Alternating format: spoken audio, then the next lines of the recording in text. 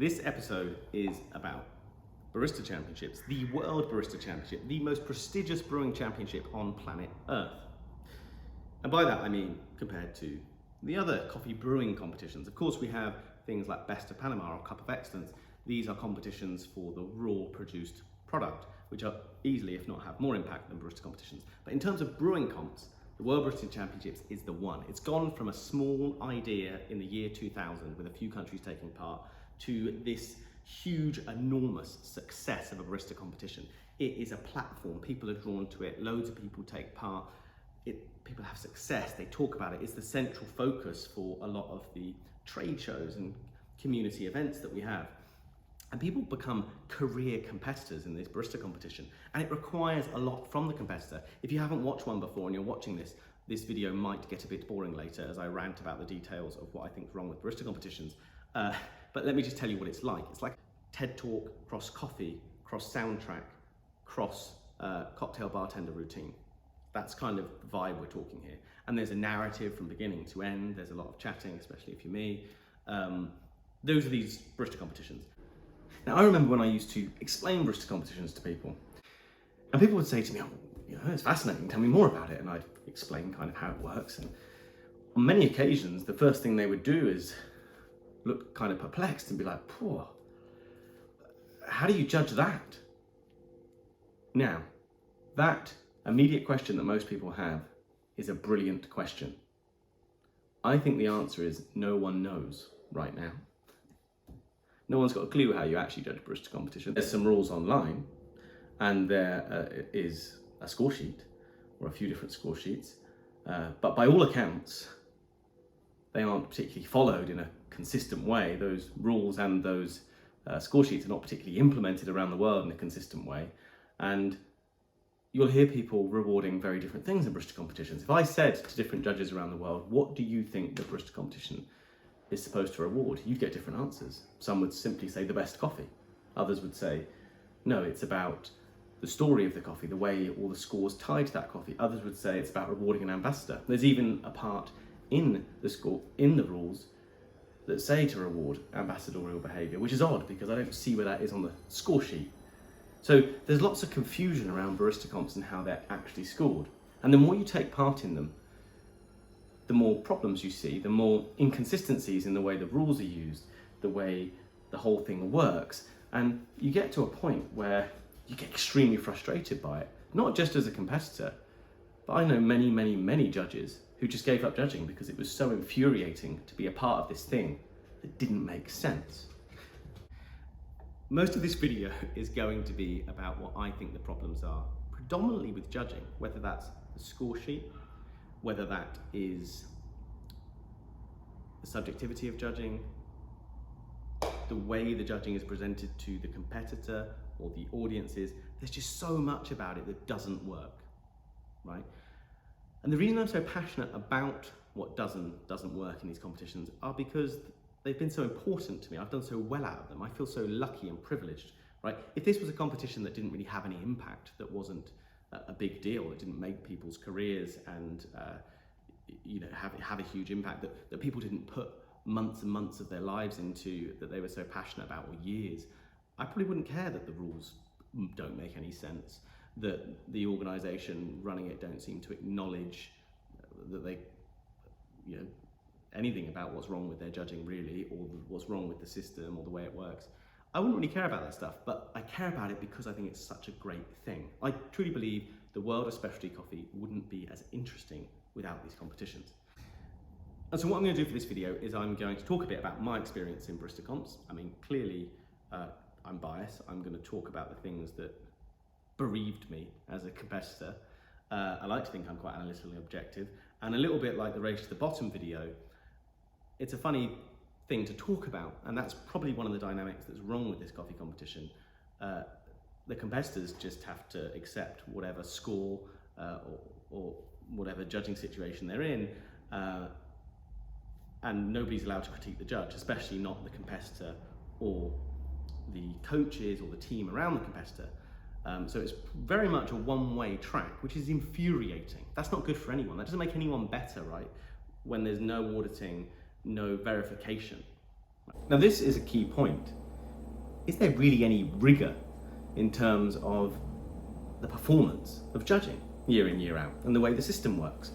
Could you say to me as a national coordinator or a judge or a stakeholder, how good was the judging this year? How successful was the training and the calibration of the judges? How varied were the scores, round to round, person to person? No. It all sort of happens in an immediate strange situation, like jury duty behind closed doors. The audience, the competitor, the stakeholders, no one else can see how the judging's working. It's a small group of people who, to be honest, most of the time are figuring it out on the day. I'm going to talk about each of the things that I think is wrong with the competition, the way it works today. And I'm going to finish on a positive note of what I think the major changes you could make to this competition to make it better, to make it more transparent, more progressive, more honest, and just a better competition. So let's start with my journey. I was drawn to barista competitions early. I saw that there was interesting things happening, interesting conversations, especially for the geeky barista crew. I was learning a lot at the time, and I thought this seemed like a place where a lot of those conversations were happening. And it was quite easy to access, really. You could watch some videos online, you could take part quite easily. I think people talk about the barrier to entry, but I don't think compared to other things to take part in, it's that high, to be honest with you, especially a lot of other sports. And I was drawn to it, and I competed for 5 years. I studied it heavily first. I went to the World Barista Championship in 2010. I watched Michael Phillips win, and that was really when I decided I wanted to do it, because I like a stage. I'm competitive, and I saw what he did with it was he was a little bit more choreographed, a bit more flamboyant. He did things he didn't have to do, but he did them to push himself on stage. I got excited by that, and I went away and after 2010, and I started coming up with an idea for a routine. Now, me and my wife Leslie already had a shop, so my time as a barista competitor was done outside of shop hours. Although, to be honest, with some of the poor customers who are regulars, I would just practice the whole routine on them, and then go downstairs into the basement, make up a mock of the stage. Practice, compete, choreograph, go again and again. And all of my routines were word perfect, rehearsed. Didn't always get it right on stage. And in 2011, I competed. I got through to the UK final. Unfortunately, I dropped a signature drink or tipped it onto a judge. I remade it in time and still finished and got a score. And I came 5th out of 6. So I mean, I feel sorry for the person who came 6th to the guy who dropped their drink all over the judge. Anyway, 2012, I came back and I won. I won the UK Championship. And to be honest, at the time, I couldn't believe it. I was like, wow. And then I got to go to a World Championship, and it was all very overwhelming. And I got through to the World Final. So there's 60 competitors who are people who have won their national championship. Now, in some countries, it's a big thing, and there's lots of regional events, and you have to go through heats, get through to a semi-final and a final. So you've already done this huge thing just to win your national. Then you go to Worlds, and you get there and you compete over the first day, or 2 days, sorry, all 60, and then everyone gets scored. And then that goes down to a semi-final, which used to be 12, now I think it's 16 with a wild card. It's one of those. And then you go down to a final day of the final 6. This, it's crazy. It's huge. It's like some athletic event or something. And then the final 6 compete, and you award the top 6, and you crown a World Barista Champion. I got through to 3 world finals. I got through in 2012, 2014, and 2015, and then I retired from coffee competitions. I was exhausted, but I was also frustrated by them, which is a lot of what this video is about. But I thought to myself, okay, if you're passionate about something and you're frustrated and you want to be a positive force for change, take part in changing it. And I'd been quite vocal about what I didn't like about the barista comps.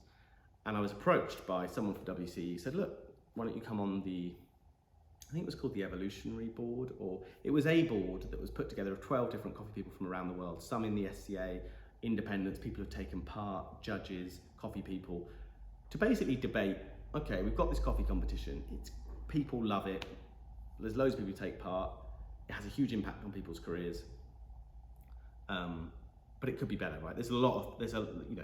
Are we evolving it? Is it going to stay relevant? Is it as good as it can be? What have we learned? How do we move it forward? Unfortunately, that's all that was, that committee. It was 12 people discussing that and no decisions really being made. There wasn't even votes, I don't remember. It was just 12 people debating what they think it should be and us circling back to the same conversation all the time. I've got my theories about why I don't think change happens very quickly in this competition, which I will probably summarise up at the end. But it was crazy. There was one person on the competitions board who, when we were talking about the exclusivity of competitions, that you have a winner and you have losers, and that is what it is, this person said, well, maybe we should just get rid of the competition. And I'm thinking, sorry, you signed up to be on the competitions board. That means at a fundamental level, you must believe in the potential for competition to be positive.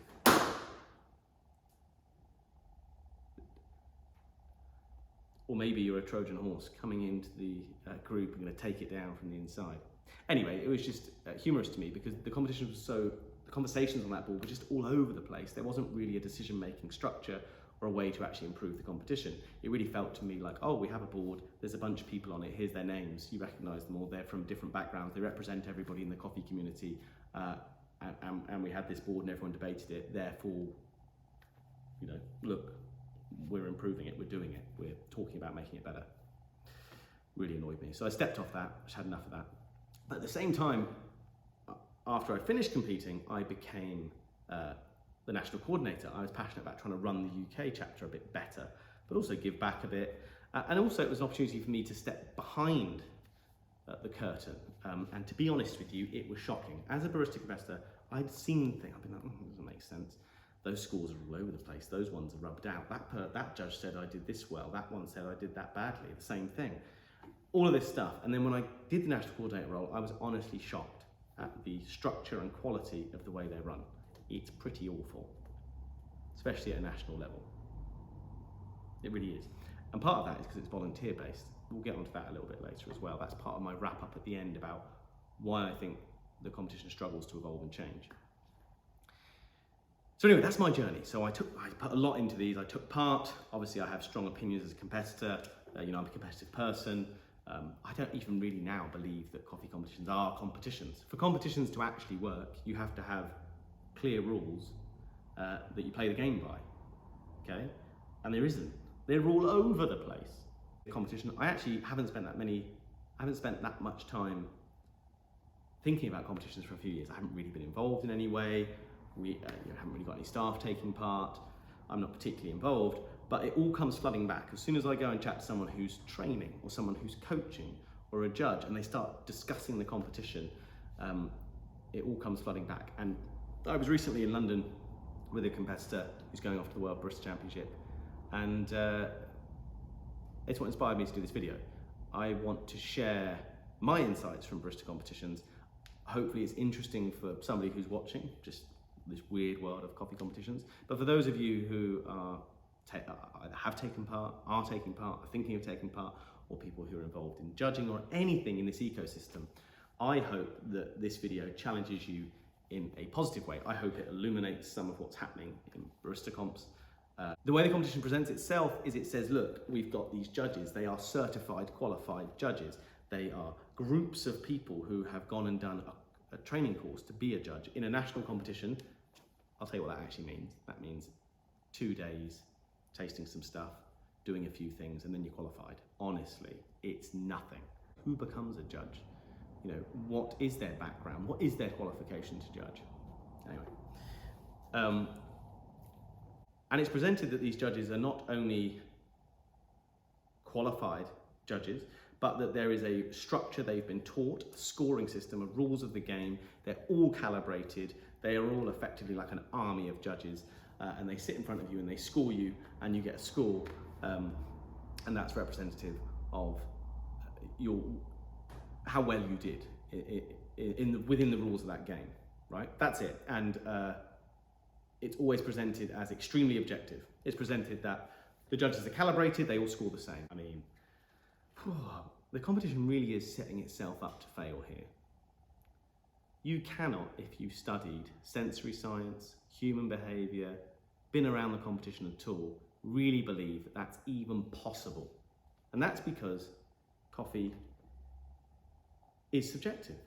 Now, at the best, we can hope for like a relatively calibrated subjectivity, which we seem to be able to achieve with. And by this, I'm referring, to the SCA or Q grader scoring system, the point system for scoring coffee blind, not the scoring used in barista comps. Structure that kind of works. Blind taste testing, different parts around the world, people can put a coffee into a similar box, right? As soon as you move outside of that to flavor notes, I mean, if you haven't seen my video on flavor notes, entitled Why Flavor Notes Kind of Suck, watch it. It's all the more pertinent to this video. But flavor notes, and whether you accurately described a coffee with flavor notes, is one of the core metrics of barista competitions. I kid you not, the amount of time I've sat with a judge or a coach saying the key thing is that you describe the coffee accurately.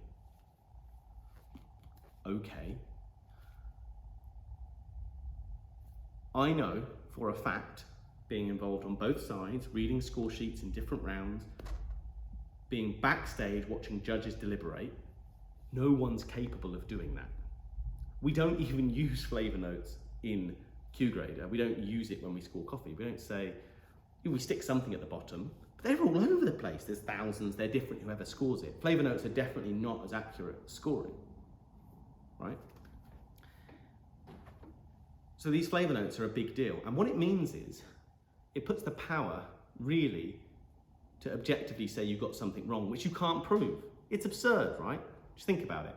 You said blackcurrant, but really it was more raspberry. Well, you said it was more raspberry, I say it's more blackcurrant. Who's to say who's right? It's ridiculous. It's like creating an argument where no one can win, right? And I think that deep down, the coffee competition kind of knows this, which is why we have this ridiculous backstage deliberation, is what it's called. Well, my first point was it's subjective, right? And because it's subjective, and if you did the same routine to the same judges in different rooms or different groups of judges, they'll all score it differently. Let's talk about one of the most ridiculous sides of coffee competitions, deliberation, okay? The way it works is there's 4 judges who score your routine right in front of you. They've tasted it, they've told, oh no, hang on a minute, they haven't told you what they think. No, they haven't put up a score and said 6. They haven't done anything immediately.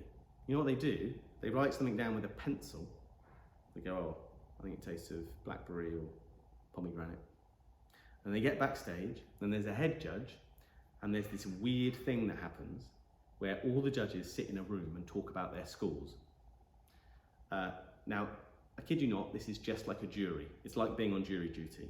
There are people who lead the room, there are stronger characters and weaker characters, and they basically argue, most of the time, about the scores for about an hour. And if someone's too low, according to someone, then they have to budge it up, they have to rub it out and put it up. Why are they doing all this? Oh, you know why they're doing this? Because they need to show you scores that are all similar. Oh, but hang on a minute, it's so subjective, they're not similar. Oh, so let's have an hour backstage where we get them all to look similar. So at the end, we can go, hey, look, here's your scores. They're all within 1.5 points or whatever it is that is supposed to be part of the rules. So who decides who moves?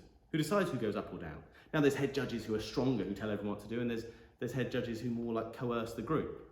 But honestly, if you've judged, you probably know this. You sit in that room and you're like, I thought it was a 2. And someone else is like, well, I thought it was 4.5. I mean, it's ridiculous, right? I remember James Hoffman actually said to me that he realized the fallacy of it. He won the world championships, and then he judged. And he is a strong character. Anybody who knows James knows he is. And he's quite intimidating sometimes. Sorry, James. In a good way, you know, like intellectual, powerful, knowledgeable person. And so they're backstage, and if you go first, so okay, hey everyone, what do you think of the espresso score? And someone goes, James jumps in and goes, 4.5. So then the other judge there, who isn't James Hoffman, isn't as well accredited, doesn't have the background or experience, they probably just, he says he saw it, they just rub out their 2 and just put it up to get close to James's. Do they want to argue with him about it? Not only that, do they not have the confidence in their own ability to taste? Which brings me on to how judges are selected, right? Who are these judges? How do they become judges? I mean, obviously James Hoffman's won a World Barista Championship and done all the stuff he's done. You're like, okay, yeah, I can see how he'd be a judge. That's curious, isn't it? How many of the people who are really doing interesting things in coffee are judging? when I ran the competition afterwards, I noticed that there is a judge shortage. Okay, and this is part of the problem the competition has. If you're running a competition and you're running 5 heats, and you want to run 5 heats because you want to give everyone a chance around the country to take part, and you want to go, okay, we want to run a Northern Irish heat, we want to run a Scottish heat, a Welsh heat, a Northern English heat, and a Southern English heat, etc., etc. You need lots of judges, you need lots of volunteers. It's all volunteer based. Where do you get those judges from? Well, you don't have enough judges where if it was just, you know, the kind of people that you would normally find be a judge in a competition. And invariably, a lot of the people who are drawn to judging are like, oh, I'm into coffee, I work for a company, I want to, you know, I think this is nuts, by the way. I remember when I ran the first calibration for judges, and we went around the room and everyone explained who they were. And some dude put his hand up and said, I've only been in coffee 6 months, I've got a sales training job, know nothing about it, I'm doing judging to learn about it.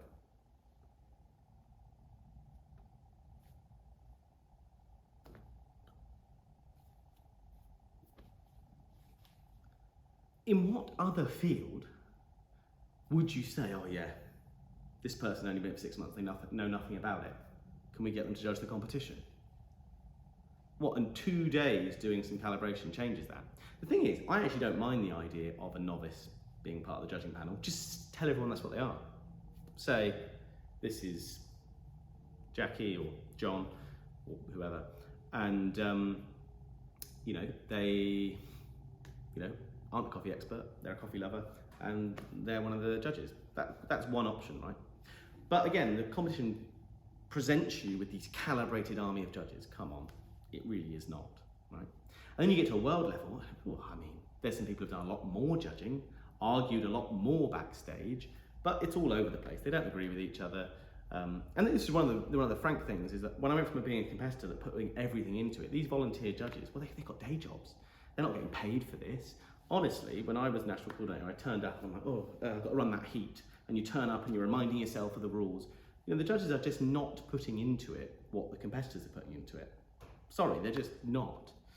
Now, judges, quite a few judges have been quite honest with me. They said they find it terrifying. You know, my wife Leslie went to calibrate as a judge, and she said she didn't feel comfortable doing it. After being involved in what it takes to compete, she didn't feel comfortable after a 2-hour calibration, sitting on stage and scoring someone with no training, no on-the-job training. So you know, you may say, oh, well, they only get to judge at a heat. Well, someone's put 6 months into that heat. That's their only chance to compete. And when you realise that coffee's subjective, well, really what you're saying is, okay, there's a few judges here, and it's just their opinion of the routine and of me. And let's not get around that, right? We're judging people. We're not just judging their drinks. You know, and the way people use the score sheet is crazy. If you really look at the score sheet, everyone should score pretty much the same. If you really look at where the scores come from. But what people do is they use the scores to differentiate people. So anyone who turns up with a good coffee and explains it, you know, apparently on stage, it doesn't matter how you explain it. It doesn't matter if you are verbose and can present extremely well. There's very little scores for that. So really you're just scoring, you made some nice drinks that are good. Everybody should be roughly the same score. That's why the score sheet's stupid, because it doesn't actually allow you to differentiate competitors. The score sheets themselves are extremely limited. You know, really, people turning up to World Barista Championship, all with exceptional coffee now, the person who comes 40th is extremely close to the person who comes first, technically. Very nice drinks, prepared well. I mean, you know, is someone really a master at describing a drink over someone else? No. And then what happens is, I always feel like it's maybe like a word of mouth thing. It's not really in the rules or in the score sheet, but someone at some point gave you a reason for why you didn't get a good score, or they gave another judge a reason why they should score it differently. And this reason is nowhere to be seen in the rules of the score sheet, but somehow it becomes part of the furniture, part of the fixture, and everyone starts doing it and talking about it. And coaches start telling competitors they need to consider this, and judges start giving feedback saying, well, you know, what you didn't do was X, which quite frankly is not on the score sheet. I'll give you an example. You know, oh, the 3 courses didn't really tie together for me. The narrative wasn't new enough or interesting enough. I don't know where this is on the score sheet. It's not there. And then one of the most one of the most, I guess it's hilarious because it's that ridiculous, but it's kind of troubling. One of the most troubling things is the way competitors are encouraged to draw false, unfactual, inconclusive or unsubstantiated scientific claims. This has definitely been something that barista competitions have encouraged. And it comes from this idea that you'll score more if you can tie the way your coffee tastes, those made up flavour notes by the way, if you can tie those to something about how the coffee was farmed, right? To the point where you are rewarded by basically making up a connection. But you can't substantiate it, you don't have the science to prove it, you haven't studied it. For example, oh, this pineapple note comes from the fact that it's grown at 2,000 meters. Did you just say what? What did you just say? That's ridiculous. That is ridiculous. I mean, these go on and on. Since I mentioned on Instagram that I was doing this video, the amount of stories that people have sent me about ridiculous narratives in coffee comps on this topic in particular. One is, oh, the AeroPress upside down allows the air to go through the puck, which binds the oil to the coffee. Where's that from? You know, the sugar molecules swap for the water molecules. I mean, again, made up. It goes on and on. Or one of the ones that always used to annoy me the most was like in a Brewers Cup competition. I'm pouring concentrically, or I bloomed for 2 minutes, which is going to make the coffee more floral. This is something that barista comps encourage. Now, of course, can a judge on in the moment, you know, go and get citations and references and prove the scientific claims? No, but there has to be some kind of reasonable thing here where it's like, okay, you know, we did this thing at the farm. We know that we did those things and it tastes this way. We don't know exactly why. And actually that should be rewarded, because the scientific method of saying, you know, if it's inconclusive, you don't know, that's better practice. That's better for everyone. Now let's talk about feedback and how these scores are documented and relayed back to competitors, stakeholders and everyone else. It's full on. You're filling out this complicated score sheet that makes no sense, arguing about it backstage, and then you're over-caffeinated, you've had loads of drinks, and at the end of the day, you're asked to give competitor feedback. Now, as a competitor that put so much time into it, I really hated this part when I saw how useless most of that feedback was. When I was running the competitions or involved in it, okay, so first of all, 4 people scored you. Most competitors do not get feedback from 4 judges. They get feedback from 1 judge, right? And let's be real, this is how it goes. Who wants competitor feedback? Oh yeah, me please, yeah, okay. Come over here, we'll lay your score sheets out. The judge is doing this, I'm sure. They're going, who are you? Your name is Julia, yep. And in their head they're thinking, what did you do? What was your routine about? What did I think about? And they're just looking around the score sheet and they're going, yeah, what you'll see is we felt you didn't describe the coffee as well, or you lack creativity.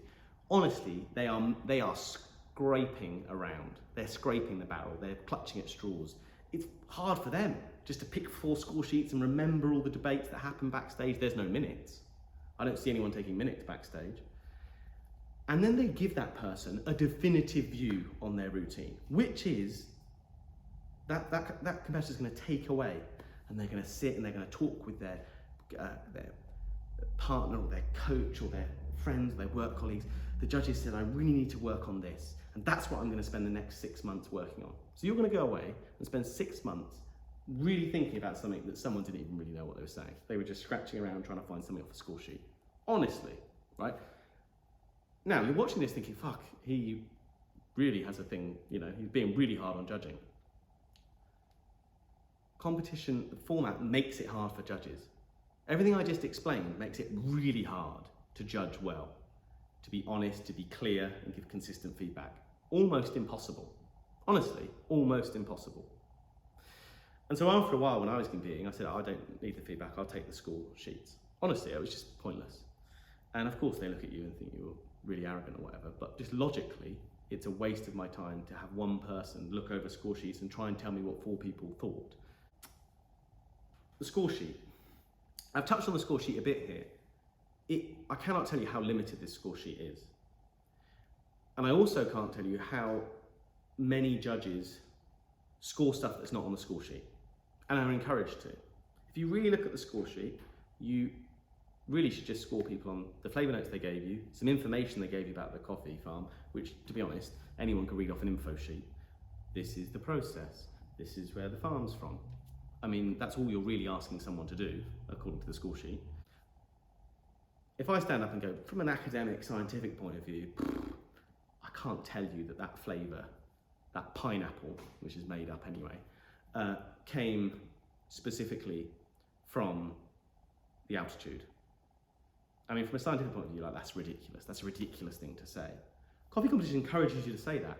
If I was like, look, it's this altitude, but I'm not sure that's where the flavour comes from.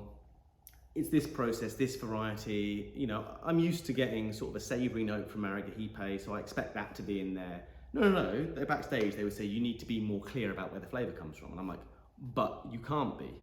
And so then these scores, then you say, okay, when you're discussing with people, say, okay, well, these 10 people all brought a great coffee, all scores 91 points. These are great coffees, and they brewed them well. You know, like, unless you completely mess up the brew. You know, people used to say to me, oh, but you never know exactly the shot on the day, Max. Oh, come on. If you look at where a cup of coffee, where its flavour comes from, 2 seconds too fast on the shot is going to make it go from a 5 to a 2. No way. That's ridiculous. Anyway, what happens is in the coffee competition, both the Brewers' Cup and the Barista Championship, they say, oh no, the scores, you don't mark using those scores like you would Q-Grader.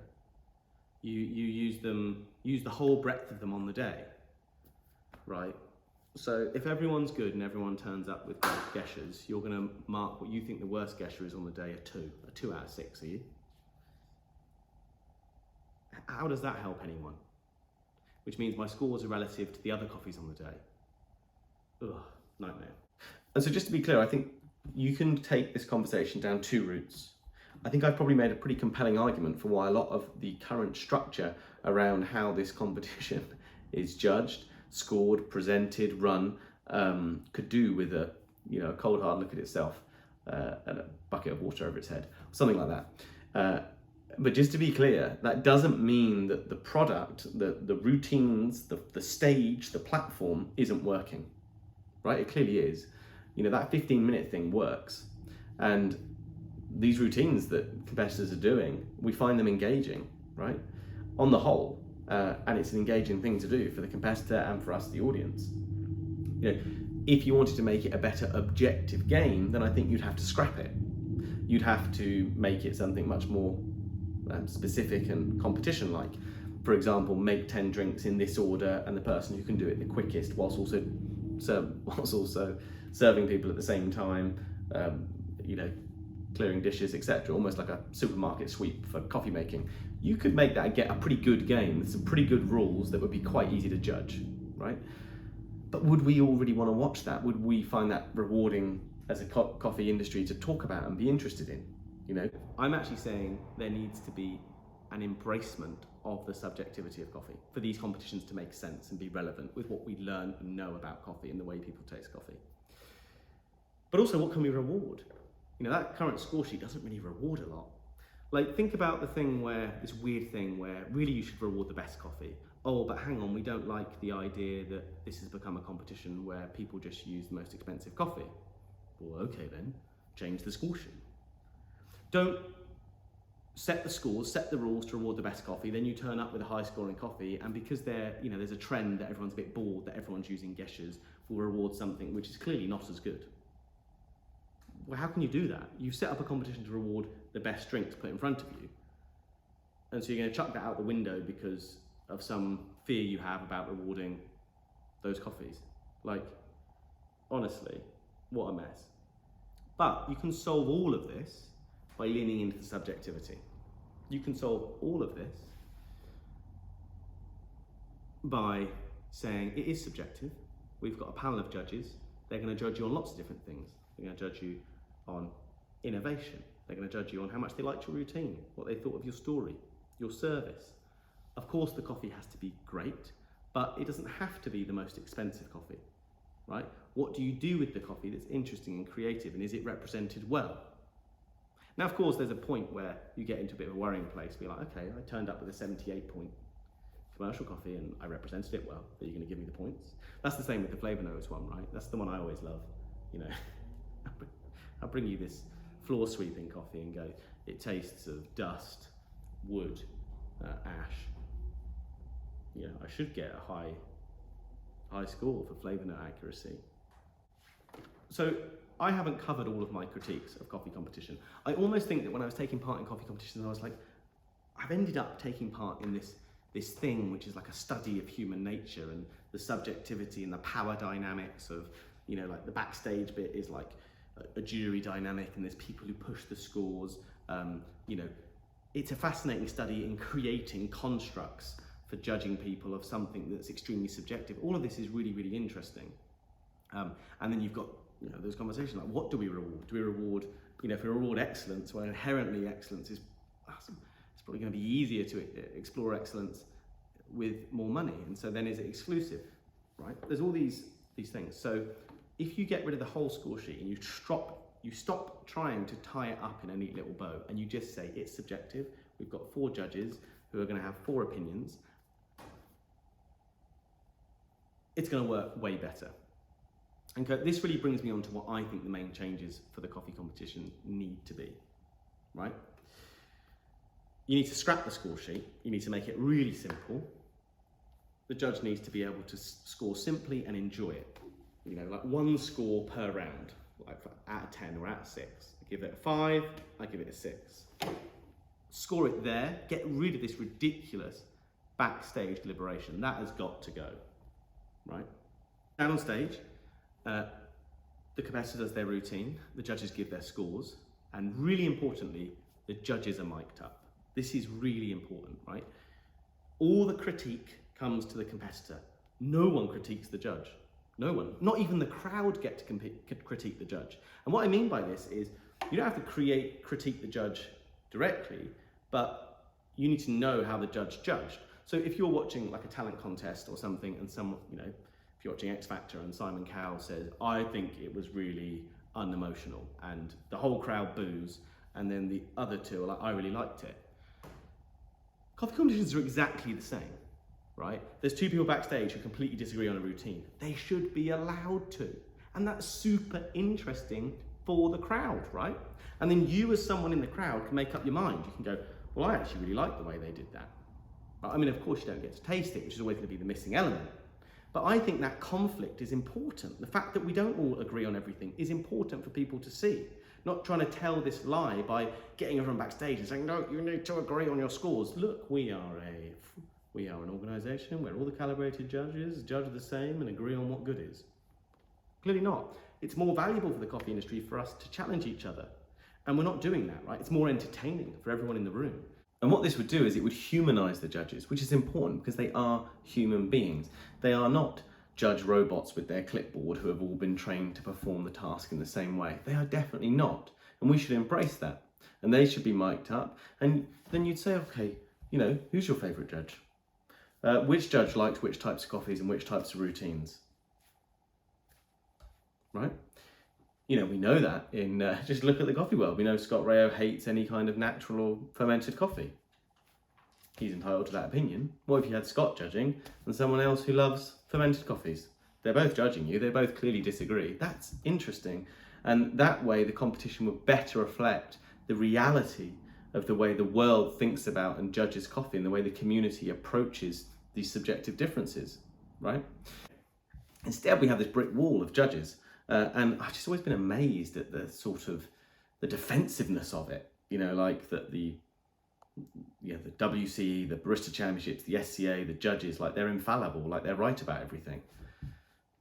It's sort of really odd that there's no conversation there to discuss it.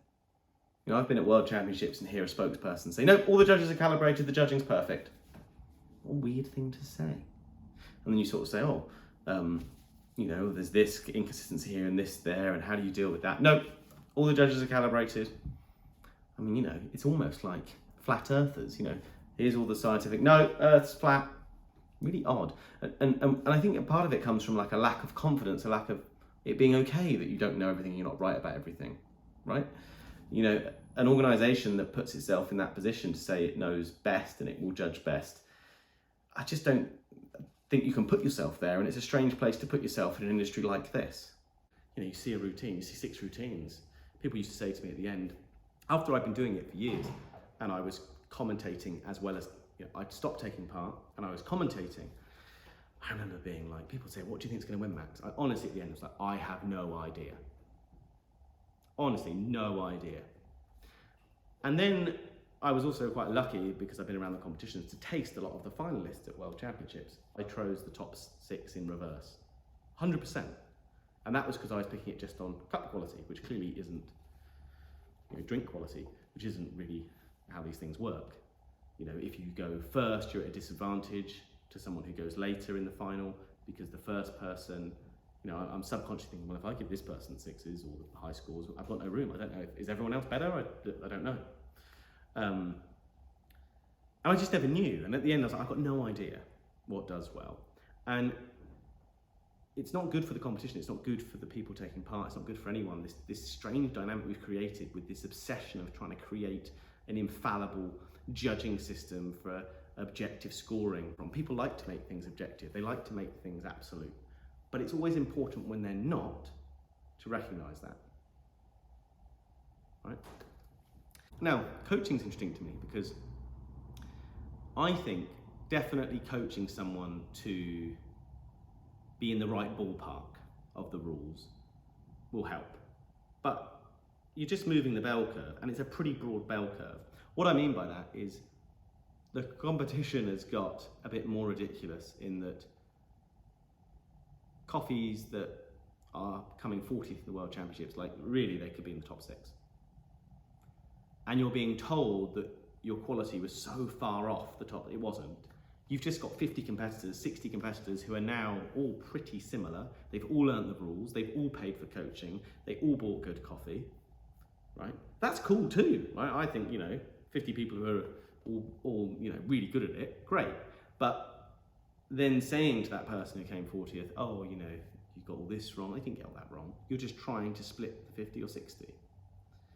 And there was a time when it was the case, like the top 6, 7, they had access to better coffees, they understood the rules, and lots of people didn't. But that's not the case now.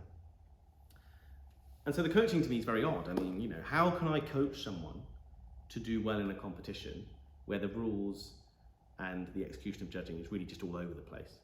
You know, and that's where I look back on it now and I think about my success. And, you know, people say to me, oh, you know, Max, well done. You know, but you got through 3 world finals, like that must be down to you. And honestly, the logical part of my brain is like, I don't know, I feel like there's a ton of luck there. Based on what I know now, I honestly believe there was people doing equally as good a job.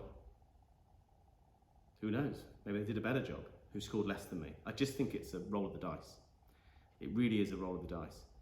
And I'm very thankful for my success in Barista competitions, but it's a bit tarnished by that. When you realise that, oh, actually it's all over the place, your own successes don't feel as valid.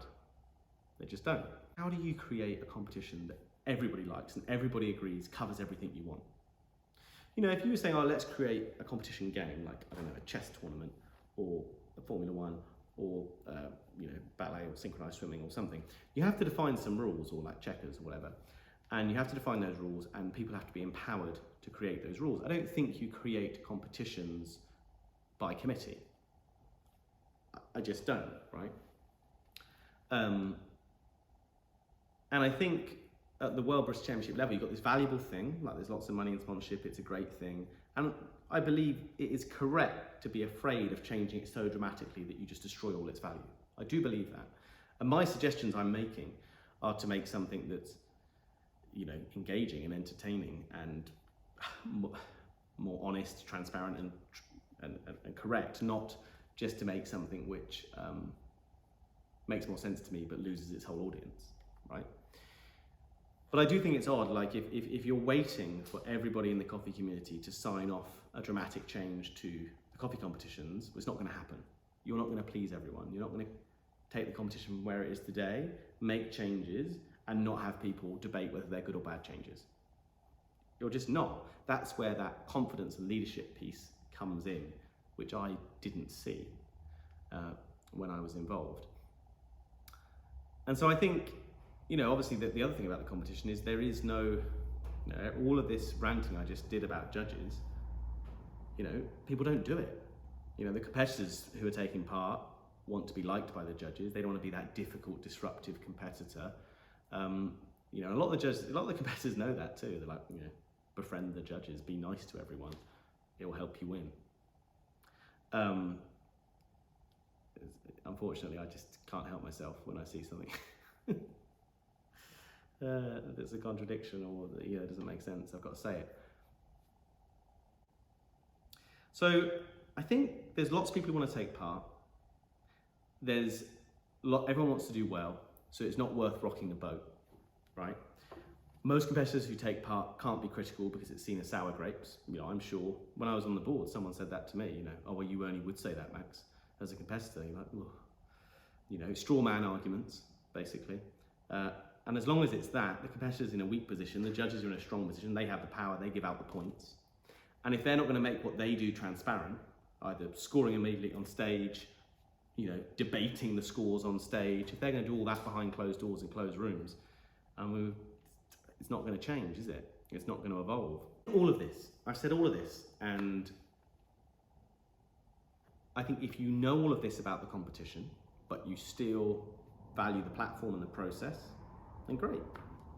For me, really, when I think about it, I get angry about the way the competition doesn't work and the way it's misrepresented, and that people are told about rules that don't make sense and all that kind of stuff.